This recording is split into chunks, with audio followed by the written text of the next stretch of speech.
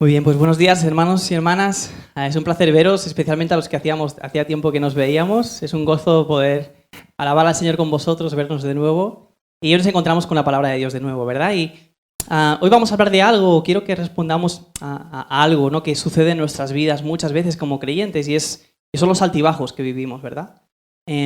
Seguro que todos como creyentes hemos vivido momentos de euforia, de pasión, de levantarte por la mañana y desear orar, buscar la presencia del Señor, leer, y días en los cuales pues no te apetece, ¿no? Y pasa el día siguiente y te das cuenta que no has leído ni has orado, pasan 3 días, ¿no?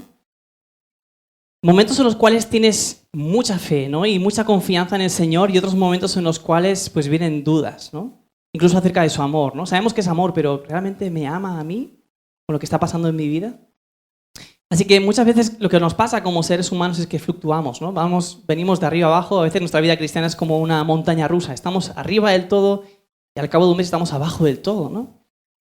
Y la pregunta es cómo podemos mantenernos constantes en nuestro caminar con el Señor, ¿no? ¿Cómo podemos mantenernos fuertes, ¿no? Y para esto creo que veamos un texto que seguramente todos aquellos que sois creyentes, incluso si no tenéis mucha cercanía con lo que es la iglesia, seguramente habréis escuchado hablar de este pasaje.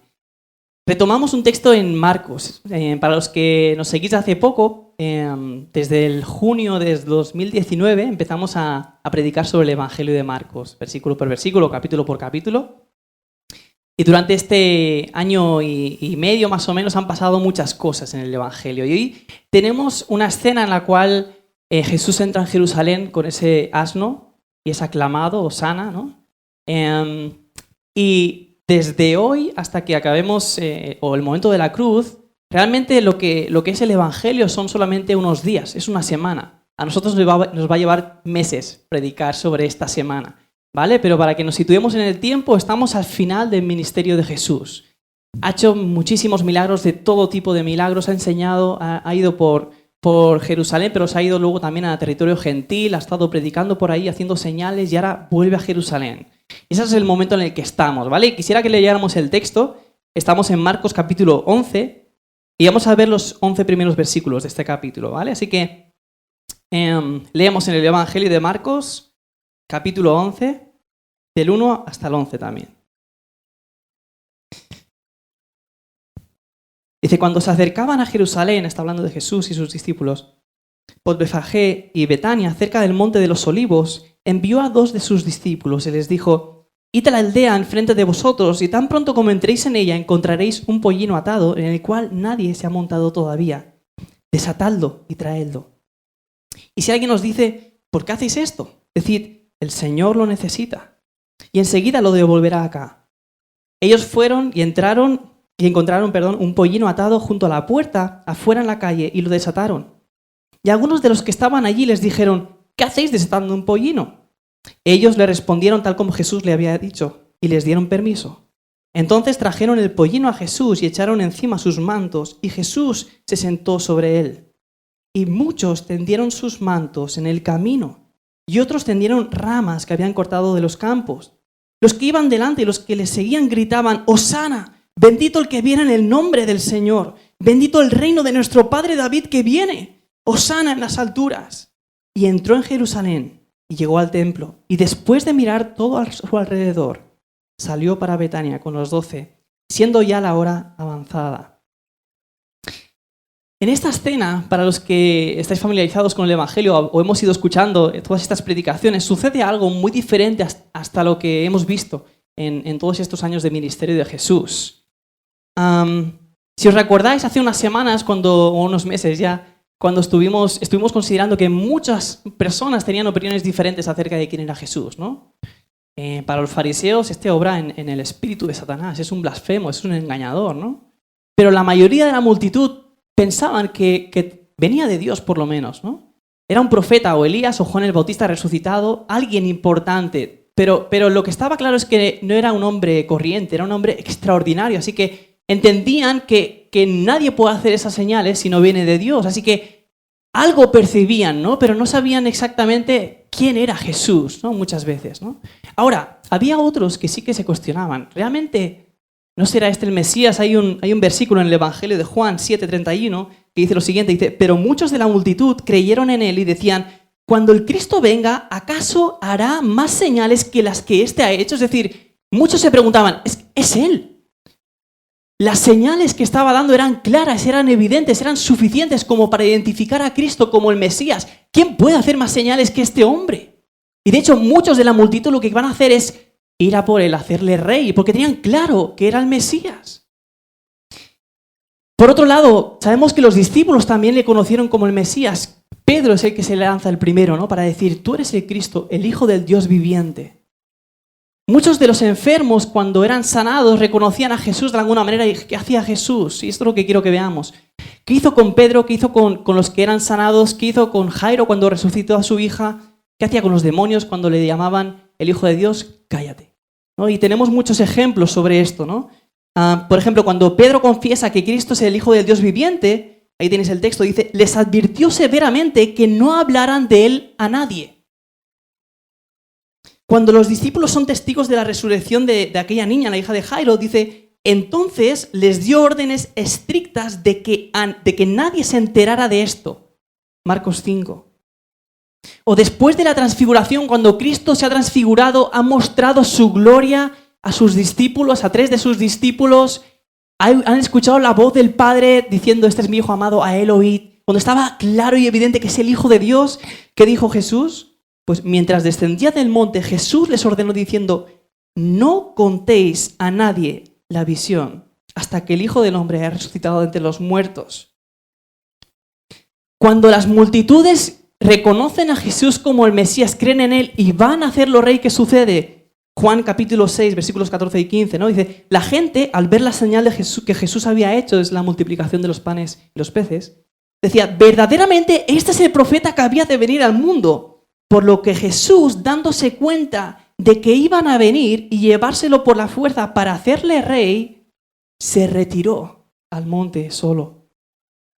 Es decir, todos aquellos que habían entendido que Jesús era el Mesías, que era el Hijo de Dios, Jesús les ordenaba que no dijeran eso a nadie, que callaran, que guardaran silencio, y además le dice que da órdenes estrictas de que no digan a nadie. Cuando van a hacerle rey, huye. Pero lo que tenemos en esta escena es todo lo contrario. En esta semana que nos queda todo va a cambiar y la estrategia de Jesús va a cambiar por completo. Fijaos que es muy interesante que lo que sucede ahí es que la multitud aclama, identifica a Jesús como el Mesías, ¿no? Hosana, el reino que viene del reino de nuestro padre David, ¿no? Por la descendencia de David vendría el Mesías, ¿no? Bendito el que viene en nombre del Señor, Hosana, Dios salva, ¿no? Este es el Salvador. Así que, pero fijaos cómo ocurre la escena. No es la multitud, como en aquella ocasión en Juan que leíamos, la que prepara todo esto, ¿no? Hace unos días Jesús ha resucitado a Lázaro, así que en Betfagé, así que toda la multitud está buscando a Jesús, han ocurrido miles de cosas, la gente está eufórica por lo que está sucediendo con Jesús. Pero no es la multitud la que prepara todo esto, no es la multitud la que dice, mira, preparemos este pollino que entra en Jerusalén, la aclamaremos, cortaremos ramas, pondremos nuestros mantos en el camino en señal de sumisión, de puedes pasar por encima nuestro, tú eres nuestro rey. Tampoco son los discípulos, no es Pedro que dice, es que tú eres el Cristo, vamos a prepararte esta entrada para que seas reconocido como quien eres, como el Mesías, como rey. Es Jesús el que prepara todo esto. Así que le da la vuelta, pasa de decir, no digáis nada a nadie, a de repente él mismo tomar la iniciativa y empezar este plan, ¿no? Id a la aldea enfrente de vosotros, tan pronto como entréis en ella, encontraréis un pollino atado en el cual nadie se ha montado todavía. Desatadlo y traerlo. Es decir, Jesús es el que tiene el mango de la sartén, ¿no? Como decíamos. Es el que tiene el control, es el que toma la iniciativa. Es el que se expone públicamente y abiertamente delante de judíos, de gentiles, de los romanos, de los fariseos, de los escribas. Abiertamente descubre su identidad. Dice, voy a entrar como rey en Jerusalén. Así que la pregunta es, ¿por qué? ¿Por qué durante esos 3 años de su ministerio, Jesús, cuando alguien le identificaba, decía, no digas nada a nadie de esto? Guarda silencio, da órdenes estrictas de que nada se diga. Y ahora de repente él pasa a tomar la iniciativa y decir, voy a entrar como rey, preparadme.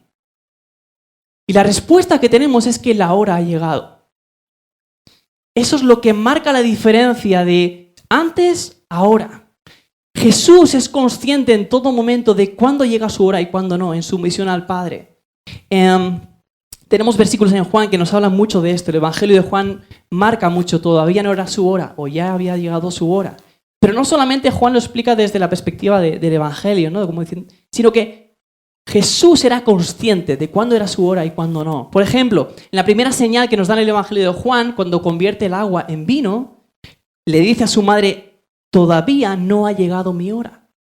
Un poco más tarde, lo que dirá es el Evangelio, dice Jesús cuando está con sus discípulos en el aposento alto, dice, sabiendo Jesús que la hora había llegado, que su hora había llegado. Así que Jesús es consciente de que su hora para morir ha llegado. De manera que lo que va a hacer con esta entrada a Jerusalén es, por un lado, entrar, descubrir su identidad como rey, como Mesías, como el hijo de David, como aquel que venía a salvar. Y en segundo lugar, lo que va a hacer es provocar su entrega. Este momento va a crispar a los fariseos absolutamente. Y la semana que veremos lo que pasa el día siguiente, lo que nos dice el texto es que querían matarlo. O sea, es lo que les faltaba a los fariseos y escribas para cogerlo y atraparle.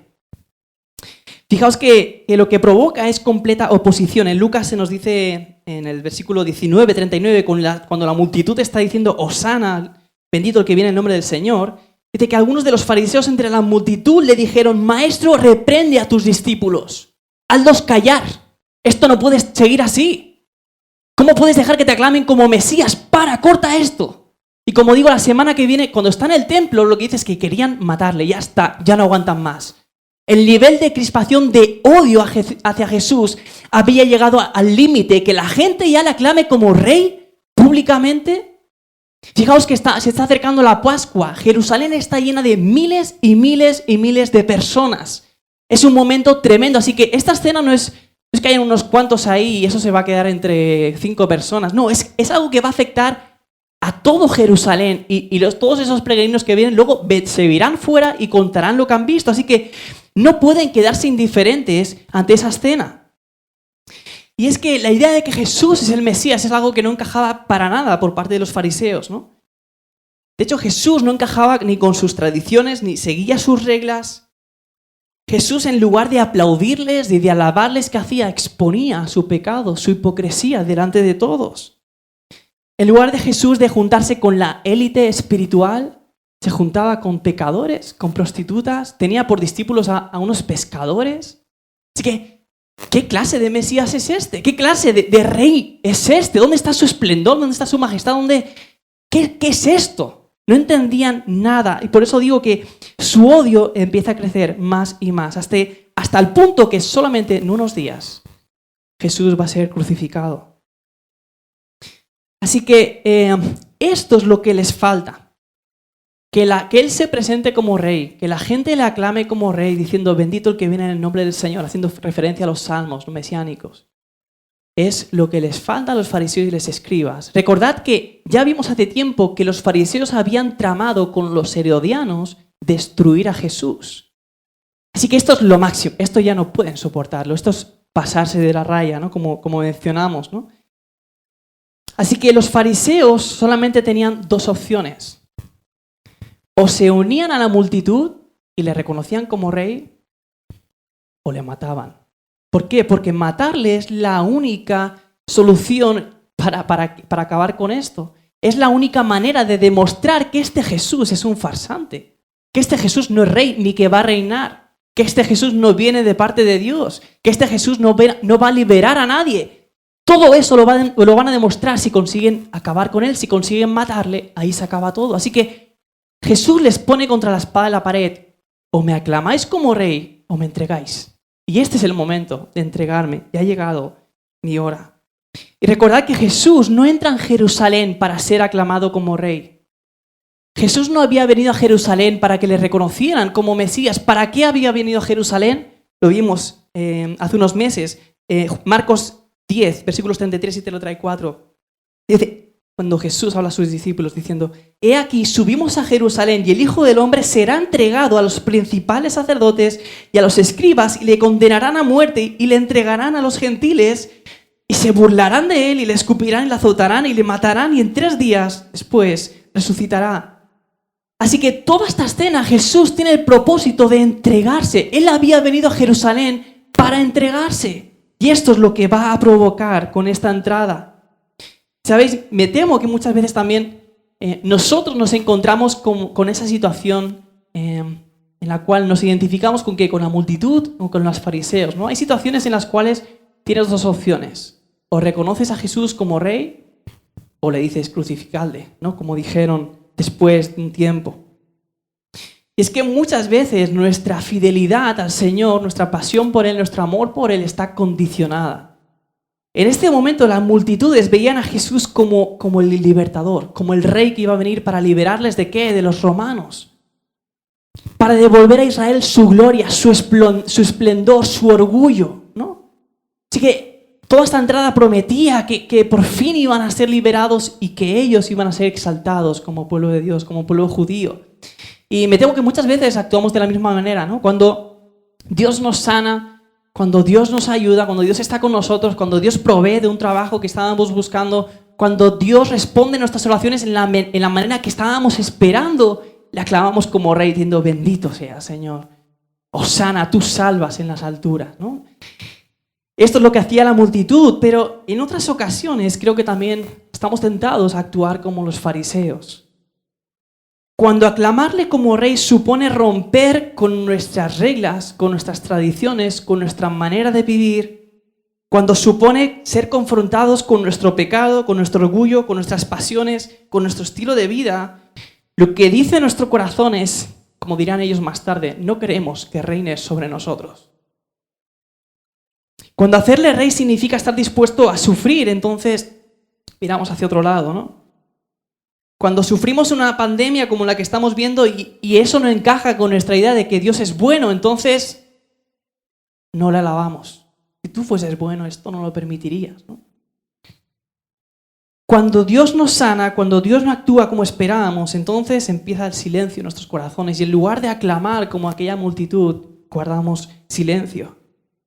Cuando las pruebas se hacen largas, cuando se hacen duras, cuando hay escasez, en lugar de clamar bendito el que viene en el nombre del Señor, guardamos silencio, ¿no? Y pensamos: no quiero, no puedo reconocerte como rey en esto. Y es que muchas veces la idea que tenemos de Mesías, de Salvador, es una idea que encaja con nuestra manera de pensar, pero no tanto con la Escritura, ¿no? Pensamos en alguien que me da lo que quiero o lo que yo entiendo que necesito en cada momento. Alguien que actúa en el momento que yo creo que es conveniente. Por lo tanto, si se tarda en responder, no me encaja eso con un Mesías que sea bueno. Llevo orando mucho por esto. No respondes, ¿no? Cuando la manera de actuar de Dios, de Jesús, no encaja con lo que pensamos, entonces nos venimos abajo, pero la realidad que encontramos es que Jesús no viene a responder o a darnos nuestros caprichos, no viene a darnos lo que queremos, no viene a actuar cuando nosotros pensamos que lo necesitamos. Cristo no vino a cumplir nuestros caprichos, sino las demandas de la ley de Dios. Vino a morir por nosotros. Vino no para cumplir nuestras expectativas, sino para superarlas de maneras que jamás hubiéramos imaginado. Cuando Jesús viene para hacernos suyos para siempre, cueste lo que cueste, y estando dispuesto a sufrir hasta el fin.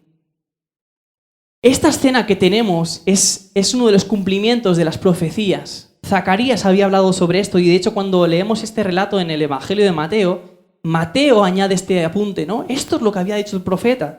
Leemos en Mateo 21, 4 y 5.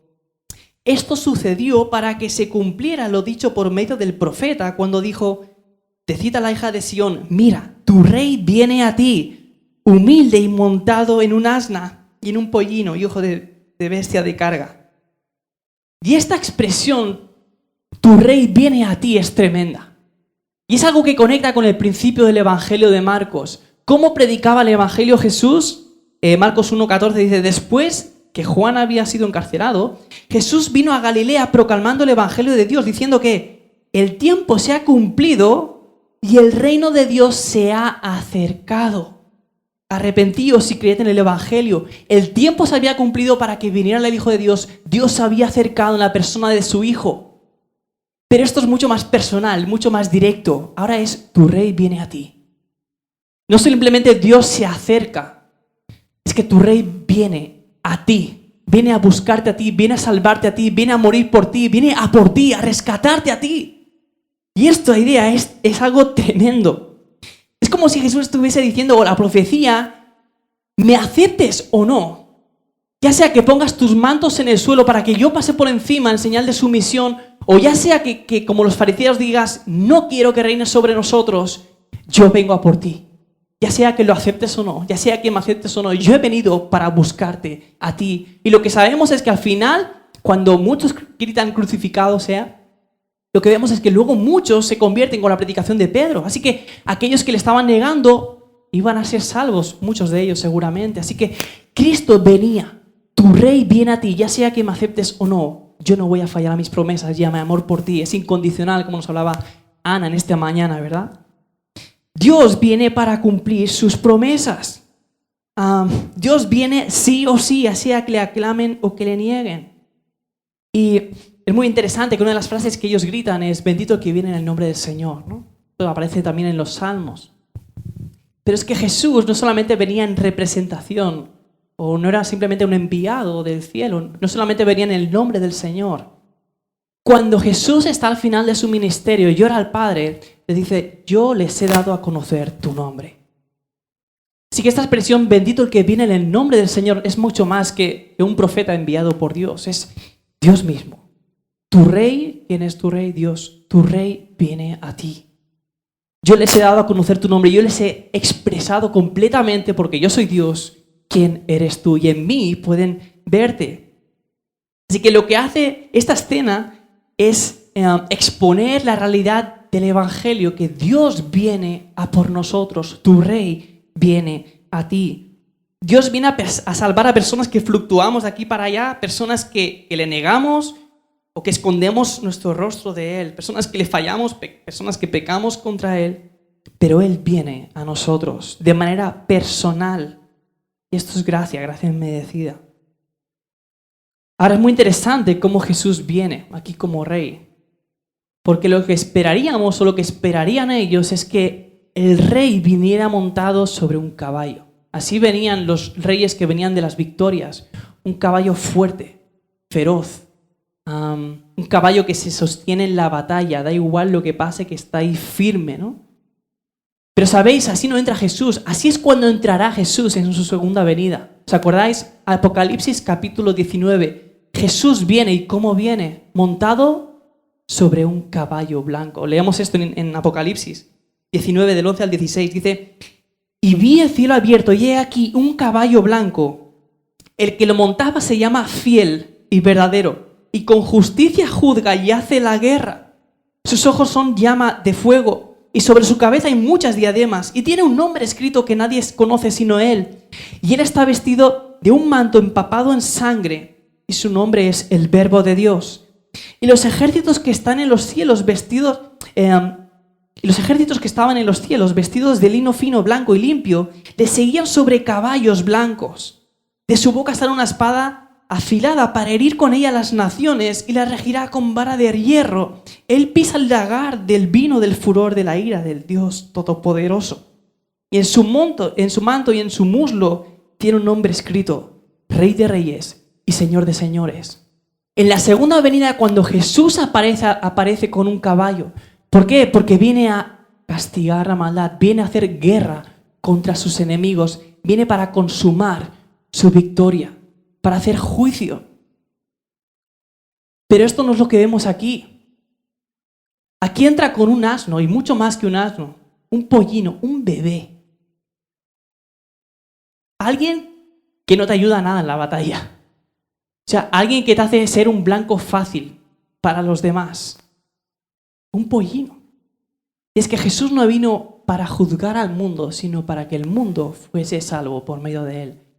Y esta entrada con un asno nos recuerda a alguien en el Antiguo Testamento que entró también y fue proclamado rey montado en un asno. ¿Quién? El rey Salomón. Primera de Reyes, capítulo 1.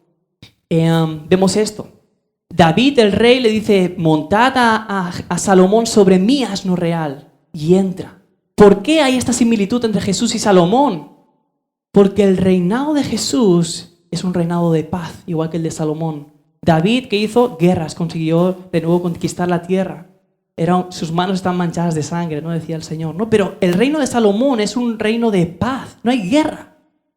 Así que Jesús se presenta como yo soy aquel que va a traer la verdadera paz. Como veíamos en Isaías, yo soy el príncipe de paz. Por eso, entre otros motivos, Jesús entra con un pollino. Es un pollino que no está ni domado. Es muy interesante porque dice que no había sido montado nadie antes, ¿no? Es muy curioso porque en Jesús ocurren muchas veces estas cosas. Nace de una virgen. Alguien que no había tenido hijos todavía. Entra en un pollino que no había sido domado. En la tumba, es una tumba nueva en la cual no había sido enterrado nadie. Todo está preparado para el Salvador, ¿no? Detalle hermoso. Pero lo que nos está hablando es eso, ¿no? Es un pollino que le deja desprotegido. Y todo esto nos habla de que Jesús va a vencer a través de la debilidad. Va a triunfar a través de la muerte. Va a conseguir la victoria entregándose públicamente a la vista de todos. Va a conquistar a sus hijos sufriendo la maldición por todos ellos. Y fíjate cómo Él se muestra. Dice la profecía, y como citaba Mateo, dice, mira, tu rey viene a ti humilde o manso. Esa es la manera en la que Jesús se acerca a nosotros. Y sabes, esta manera no es algo forzado para Él. No es que Jesús está diciendo, bueno, la única manera de salvaros es que yo me acerque en humildad, ¿no? Aunque me gustaría no venir así, no me queda otro remedio. Para nada. La humildad y la mansedumbre es el estado más natural de su corazón. Esta es la misma palabra que usa Jesús en Mateo para decir, un texto que conocemos todos seguramente. Mateo 11:28, venid a mí todos los que estáis cargados y cansados, y yo os haré descansar. Tomad mi yugo sobre vosotros y aprended de mí, que soy manso y humilde de corazón, y hallaréis descanso para vuestras almas. En los 4 evangelios, la única vez que Jesús habla de cómo es su corazón abiertamente, la única vez que Jesús describe cómo es su corazón, que nos lo enseña, lo que dice es, no dice que mi corazón es santo, o que mi corazón es justo, o que es amor. Mi corazón es manso y es humilde. Así es el corazón de Dios. Y lo que está diciendo es, yo estoy dispuesta a soportarlo todo. Yo soy accesible. Es otra manera de traducir humilde. Se traduce como los pobres, los de baja sociedad, los accesibles, ¿no? Así que Jesús está entregando, tu rey viene a ti. Yo vengo a por ti y soy accesible. Vengo para darte acceso a mí. Y esto es algo tremendo porque nos habla de lo que hay en el mismo corazón de Jesús. Jesús está dispuesto a soportar cualquier sufrimiento para llevar a cabo la salvación por todos nosotros. Y precisamente lo que vemos, donde vemos expuesta su mansedumbre y su humildad hasta el máximo, es en la cruz. Y es muy interesante cómo antes de ser crucificado, se nos dice en Mateo 27, del 28 al 31, Jesús ya ha sido entregado, lo tienen los romanos, y dice que desnudándole, le pusieron encima un manto de escarlata. Tejiendo una corona de espinas, se la pusieron sobre su cabeza y una caña en su mano derecha. Y arrodillándose delante de él, hacían burla diciendo, salve, rey de los judíos. Y escupiéndole, tomaban la caña y le golpeaban en la cabeza. Después de haberse burlado de él, le quitaron el manto y le pusieron sus ropas y le llevaron para crucificarle. El texto que leíamos antes, la gente pone su manto en el pollino para que sea montado sobre él en el suelo, para que pise el manto si hace falta, con señal de estamos sometidos a ti, tú eres nuestro rey. Pero lo que vemos al final de su ministerio es que usan un manto para reírse de él, para burlarse de él. Y en lugar de una corona real, lo que le ponen es una corona de espinas. Este es el rey. Y esto es algo como digo, que nos habla del corazón mismo del Evangelio. Él ha sido coronado en sufrimiento por amor a nosotros. Y es que las multitudes que gritaron, Hosana en las alturas, salva ahora, unos días más tarde, si no todos, muchos seguramente, gritarían, sea crucificado. No queremos saber nada. Tú no eres lo que esperábamos. Los discípulos que habían jurado dar su vida por él, le abandonarían. Los mismos discípulos que habían puesto sus mantos en señal de sumisión, cabalga sobre estos mantos, lo que iban a hacer sería negarle, así como Pedro. Así que todo cambió por completo, ¿no? Y la ironía de todo esto es que todo encajaba en realidad. Hosana, Dios salva en las alturas, ¿no? Y también crucifícale. No son dos cosas contrarias, las dos cosas pertenecen a un mismo plan. ¿Cómo salva a Dios? Siendo crucificado, su Hijo. Así que así es como Dios vino a salvar, entregando su vida por todos nosotros. Y es muy interesante cómo acaba el texto de hoy, en el versículo 11. ¿Dónde llega este rey que está siendo proclamado como rey? ¿Llega a un palacio? No. ¿Dónde entra Jesús? En el templo.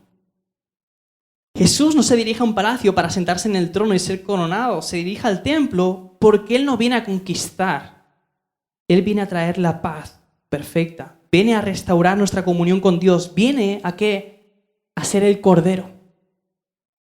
A ser el que se ofrece sobre el altar.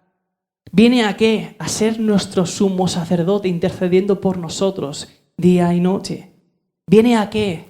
A rasgar el velo del templo. Por eso Jesús entra y su destino, ¿cuál es?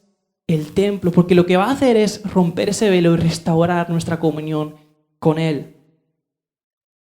Sabiendo, hermanos, que luego le negarían sus discípulos. Sabiendo que las multitudes gritarían, crucifícale. Sabiendo los altibajos de las multitudes de sus discípulos y nuestros propios altibajos. Pero Dios se mantiene firme a sus promesas, a su amor. Su amor no está condicionado a nuestros altibajos, no está condicionado a nuestras dudas, no está condicionado a nada. Él es amor. Su expresión es como es Él, es lo que hay en su corazón. Así que nada le iba a detener. Tu rey viene a ti.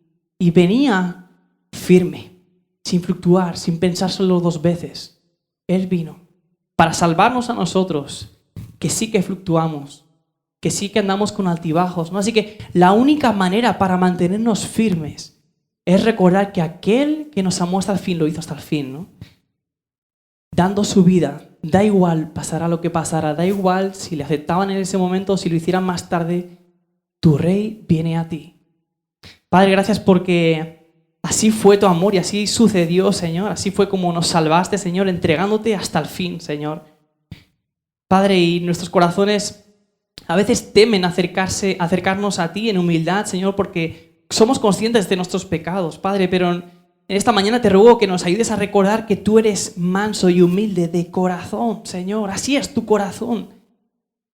Padre, y tú has abierto ese camino, Señor, que nos da acceso a tu presencia y queremos acercarnos, Señor, para que tú limpies nuestro pecado, nuestras dudas, nuestras flaquezas, Señor, para que nos fortalezcas, Señor, al mirar a Jesús, cómo nos amó y amó hasta el fin, Señor. Así que ayúdanos a recordar cómo tú viniste, Señor, y nada te hizo dudar, nada te hizo cambiar de opinión, Señor.